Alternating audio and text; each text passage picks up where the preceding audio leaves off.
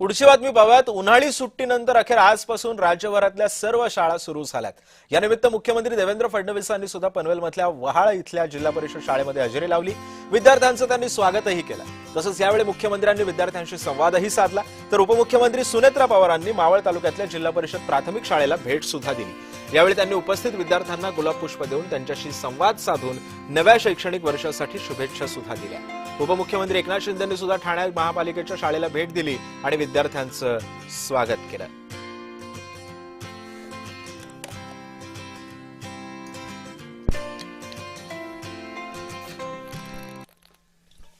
एक काळ होता की जिल्हा परिषदेची शाळा म्हटल्यानंतर अतिशय मोडकळीस आलेली, व्यवस्था नसलेली अशा प्रकारची शाळा आपल्याला पाहायला मिळायची। पण आज आपण महाराष्ट्रातल्या जिल्हा परिषदेच्या शाळांमध्ये जाऊन बघू शकतो, बहुतांश शाळा या कुठल्याही खासगी शाळेसारख्या किंवा कधी त्याहीपेक्षा चांगल्या आपल्याला पाहायला मिळतात। आणि हे तर मी निश्चितपणे सांगू शकतो की जिल्हा परिषदेच्या शाळेतलं शिक्षण 90% खासगी शाळांपेक्षा चांगलं आहे।